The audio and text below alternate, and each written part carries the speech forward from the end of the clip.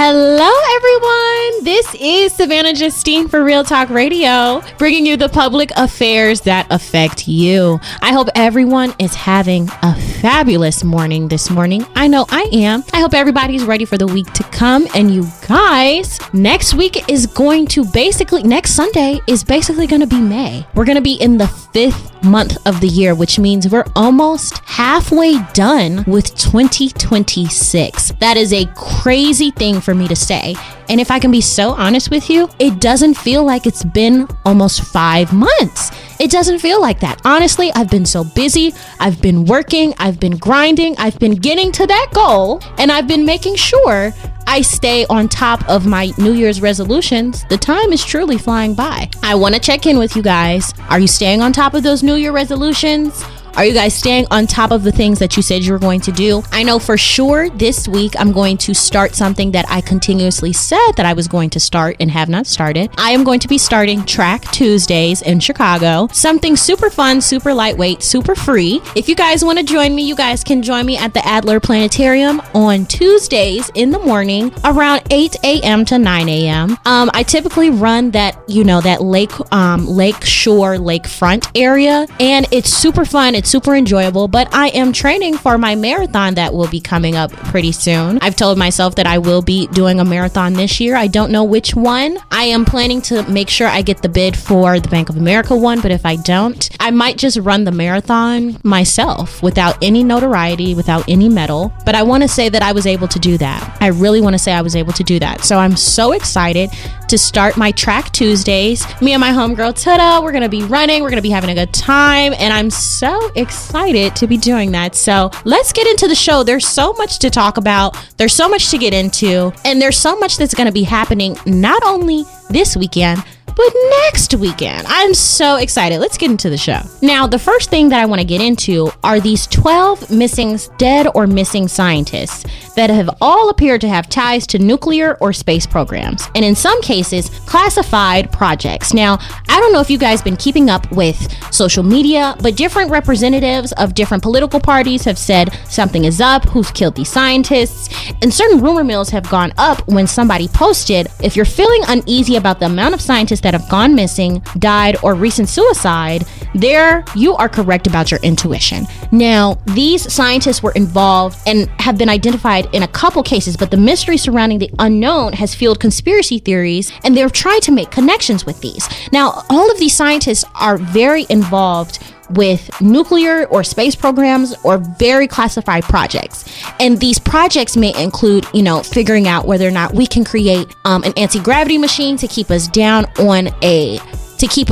keep our gravity centered on a planet that doesn't have good gravity to transport us to another planet. They have stuff about figuring out who aliens are. But this huge conspiracy really riled up when David Wilcock, a known UFO researcher, he died on April 20th. And it brought his death to a total number of 12. And people were very confused because the day before he had said, I'm very thankful to live. I'm very thankful for this life. And every day on this life is such a blessing, and I just hope I can continue to have more. And then he died by suicide. It's very, very strange. But David Wilcock was somebody who I personally loved, and because he had a show on National Geographic's he was a common guest on National Geographic's show, Ancient Aliens. I love that show. If you guys have time, a lot of the episodes are free on YouTube. But if you have time, download the National Geographic app and watch some of these shows. These shows really get into the nitty gritty of the stuff that we cannot uncover about our past. Whether it's, what the ancient pyramids were all about, who's the Sphinx, where do we really come from, what technology that was so advanced then that we're missing now, and so on and so forth. And that show really opened my eyes to a whole new realm of science that I was never exposed to. And David Wilcock was one of the most prominent researchers on that show. And it really struck a nerve for me because that's how I think everybody really got in tune with how are all these scientists missing, because he was a really, really big popular one who a lot of people loved and a lot of people enjoyed learning about. And the police have ruled out foul play in some of these cases. NASA has said there's no indication of a security threat, and families have dismissed conspiracy theories about their loved ones. And the president is saying he hopes that this is all just a coincidence. But this is scary. Frank Malwad, Michelle Hicks, Monica Riza, they all worked for NASA's Jet Propulsion Laboratory, while astrophysicist Carl Grimoire worked for Caltech's Infrared Processing and Analysis Center. All four in the Pasadena area just outside of Los Angeles. 3 of them are dead and 1 of them are missing. That just, it honestly just doesn't seem like a coincidence to me. And his daughter, Julia Hicks, the daughter of, Michael Hicks, she said her father had struggled with known medical issues and she didn't understand the connection between her dad's death and other missing scientists. And she added that no elected official or federal agencies have contacted her about her father's death. But the cause of Malwad's death, a 61-year-old German-born researcher, his death was never disclosed, and he died on July 4th of 2024. A couple others of them their deaths have not been confirmed or they have disappeared. Riza, a 6-year-old celebrated material scientist, disappeared on June 22nd, 2025 after going on a hike in the Los Angeles National Forest. She was a director of the NASA's Lab of Material and Processing Group. And it's crazy. These people are gone missing, or they have died, or one, which was even worse, he got shot and killed on his doorstep, which is super scary. This is insane. What do these scientists know that cannot go out to the earth, to the rest of the world? Not to the earth, I'm sorry. Well, essentially to the earth, because there's one lady who just died the other day. I can't remember her last name, but her name is Amy. She was talking about how she felt like she couldn't go to her favorite spaces to work anymore because she started getting roofied. And when she started talking about Redstone Arsenal, things started getting a little scary, and she had people showing up to her door and things like that. But one thing that she spoke about that she was really figuring out was how to pull energy from nothing. That would ultimately change the course of us needing oil. It would change the course of us needing ComEd. It would change the course of electricity in general. The ability to be able to pull energy out of nothing is something so detrimental to major corporations because they would lose their business. They would go out of business and lose their money. And is it a possibility that these major corporations could possibly be hurting these scientists, or is this just a coincidence and all of these scientists have just died from crazy or weird circumstances? I will say, working at places with a lot of radiation, with a lot of exposure to different things that regular people are not exposed to, it can expose your health to major risk factors and can expose you to a higher cancer risk. So who knows what happens to these people, but my prayers are with them. Please pray for these scientists. Please pray for their answers. And I hope this mystery is uncovered, because something's not right. And if information is being held from the American people, if information is being held from the world, from people who just simply don't want to progress because they want to keep everything for themselves, I think it's selfish. And I think people really need to stand up for these people, because they were trying to make something, they were trying to create a new world for us. So we need to be able to stand up for them. So my prayers are out to the family. My prayers are there for the scientists. Please cover them. And I hope we get answers on them, because this is insane. All right, you guys, moving on to some sports news. The HBCU Baseball Classic will be making its debut at Wrigley Field Saturday, May 2nd, when Alabama A&M and Prairie View A&M take the field for an evening matchup following the conclusion of the Cubs game earlier in the day. Now, you guys, I need you to make sure you know the things you need to know before you come, because whether you're visiting Wrigley Field for the first time or a returning fan, you need to make sure you have a smooth, enjoyable experience, especially at the debut of the HBCU Classic here in Chicago. Now, you guys, the gates open at 6 p.m. for the HBCU Classic, pending the conclusion of the Cubs game earlier in the day. Tickets are exclusively mobile. You guys, you need to listen in to Power 92 and Soul 106.3 because they might be giving out some tickets and you guys can get there.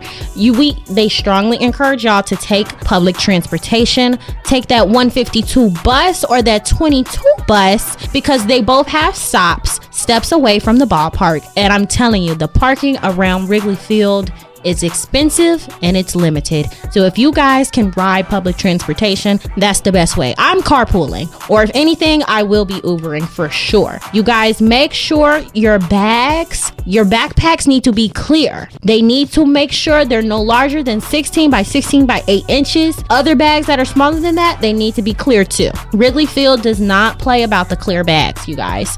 So make sure you guys know, make sure you guys are staying safe, and please make sure you're staying up to date on the information. I'm super excited to go because I will be there presenting the baseball classic. I'll be reporting. I'll be getting in tune with some of the crowd and some of the people who set up this event. So I am so excited to give you guys the inside scoop next Sunday on the information. Oh, actually, I probably won't be able to give you the recap next Sunday, but the Sunday after next, I really will be able to give you the recap. Maybe not. Maybe, I don't know. Maybe I'll give you the recap next week. I don't know. Who knows? But I'm super excited to be at this game. I'm super excited to be there, and I'm just excited to be around baseball. I love baseball. Baseball season is the summer sport, and I just really enjoy being at a game. It's always fun to be there, but it's never fun to watch on TV. It's fun to get the hot dog, a little drink, watch the game, enjoy the people, talk to people. It's just baseball is so enjoyable and it's cheap. It's a great family fun American event, and I'm so excited that the HBCU Baseball Classic will be held there. Can't wait to see you, and I hope I get to talk to some of the fans of Real Talk Radio very soon there. So make sure you're staying in tune with Power 92, Soul 106.3, and definitely Power 106 because they may be giving out tickets all week to this event, and I want y'all to get there because they have been snagged, and it might be a sold out event. I'm not 100% sure. They're not showing any other tickets able to claim. So make sure you get there. Of course, we got to get into some more sports news. Shout out to LeBron for dropping 29 points to lead a wild overtime win versus the Rockets. He clutched the fourth quarter with a tie. 13 seconds left into the game. He forces a 3 in the fourth quarter, making sure we go into overtime and then dominating by dropping 29 points. Could you believe it? A jarring Friday night at the Houston Toyota Center. The Rockets were leading by 6 with 30 seconds remaining and had the possession of the ball. They just needed to get it up the court. They needed to play the catch. And they thought James was going to knock away the dribble on the next possession. For sure. But he showed us that he is never what we expect. He always does the unexpected. Any Lakers team has believed that they are just a great bunch of players since the 2020 championship run, and they believe their most legendary leader, LeBron. They believe in the playoffs tough smart. They believe in their connectivity, in their desperation, in their destiny, and they think that this is a special team. Once their two injured scorers, they got their two injured scorers back, Luka Doncic and Austin Reeves. So exciting, and I'm excited to see what the next round, when their next opponent will either be defeating the champions from Oklahoma City or the Phoenix Suns. And I'm so excited to see what this championship is going to bring. I think the Lakers are probably going to win. Everybody usually says that at the very beginning, but I think it is. I think that was an amazing run for that fourth quarter overtime game. And it really put into perspective what kind of legacy LeBron wants to bring to basketball, but more importantly, what he's trying to leave behind for his retirement. He's getting to that age where it's really time to hang up that jersey. It's time to pass the baton to, either his son or whoever else is going to be in the league that he's ready to pass that baton to. He's been playing since I was a kid. There are some people in the NBA who have watched this man play basketball on TV growing up and got the opportunity to play with him in a game. That is a very long time. That is a very, very long time. And honestly, he has surpassed past what I thought his amazing basketball run is going to be. But when do you guys think the GOAT LeBron might be retiring. When do you guys think? I don't think he's, the greatest of all time. That's a conversation of another day. But when do you think that this GOAT here is going to retire? I don't think it's going to be this year. I definitely don't think it's going to be next year. Next year seems a little too soon. But 2028, I think that might be the year. And if 2028's not the year, it's definitely going to be 2030. I don't think he's going to end it on an odd year. I don't think that at all. I think he's really going to end it on a year where he feels happy, he feels content, and he really feels well-rounded about what he's performed. LeBron is all about his performance. And if that season wasn't a good performance year, I think he's like Brady. He needs to push for another year.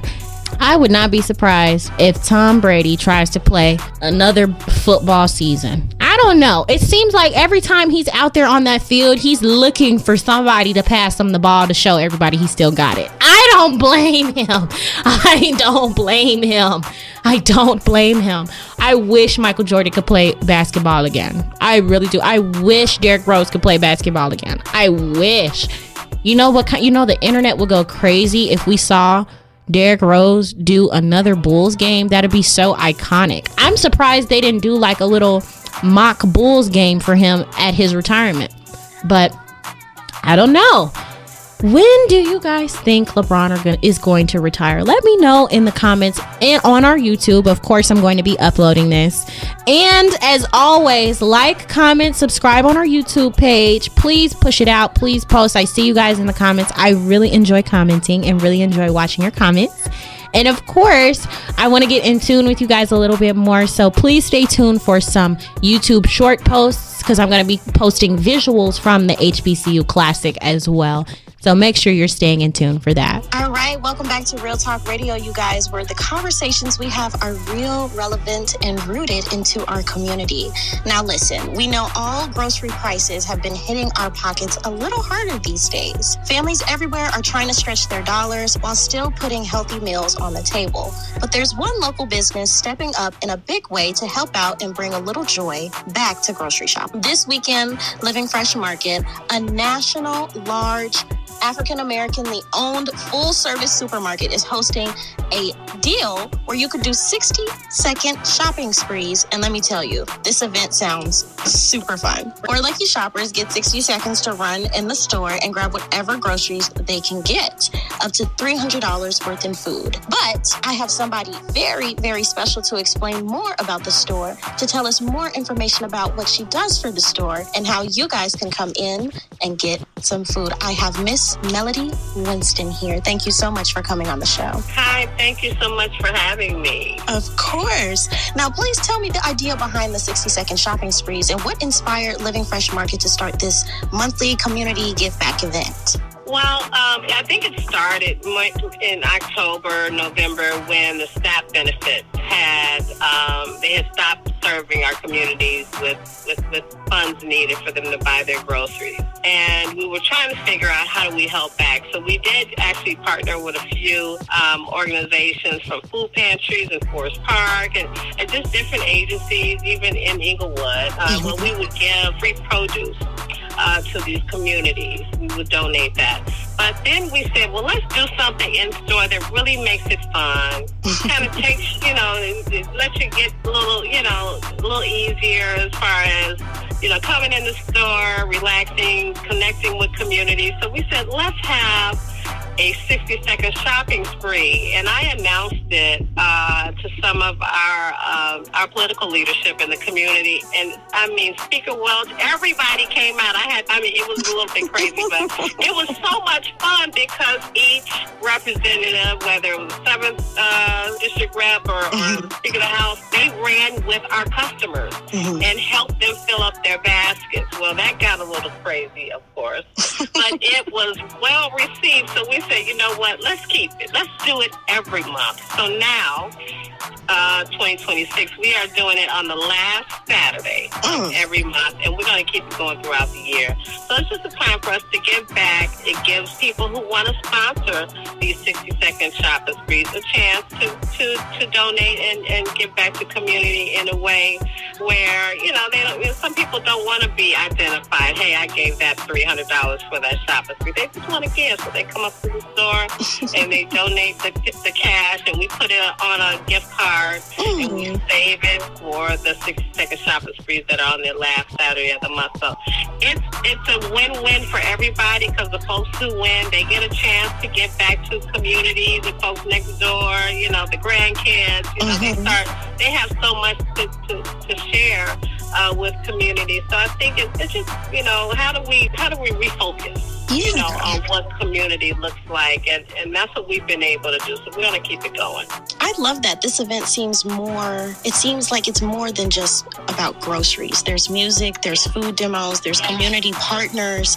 Why was it important to make this a full community experience, as well as bringing in people to really understand what community is all about? Well, to make it a full community experience, and we're still learning, right, through this. So I think, last weekend, the Sigma, so we had the Divine Nine come in, and as a group, they all donated to make sure that they sponsored some of these shopping sprees. But, going forward, we'd like to really home in on, the teachers in this community, or the first line, the Forest Park, fire department, or the police department here in Maywood, or wherever it is. It could be Chicagoland, as far as groups, but really being able to home in on giving and receiving and helping our fellow neighbors. So it's something that is really unfolding in a way that I love to see. My father is Dr. Pastor Bill Winston, and he's been a servant of God forever. And so I grew up in the church and have always been a servant to others. So this is just something that kind of fell into our lap, even the store, the history behind how we got the store. But it's just been lovely, to see everybody come together and support each other in a way, where there is dignity and overflow with food and just being able to be, a gift to one another is what we're here to do. Yes, I love that. When I was doing my research about Living Fresh Market, I found out it's the largest African-American owned full-service supermarket in the country.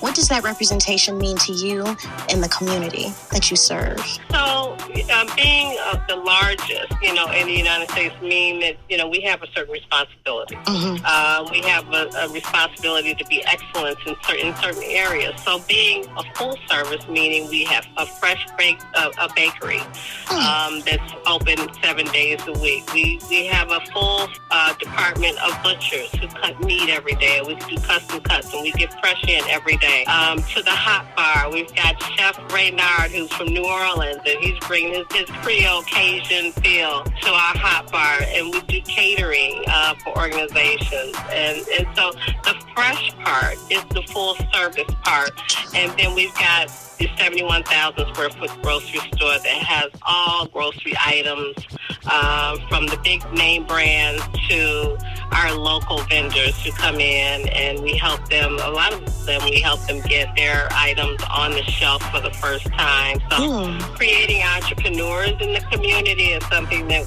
we pride ourselves on doing, and Dr. Winston is all about empowerment for our vendors.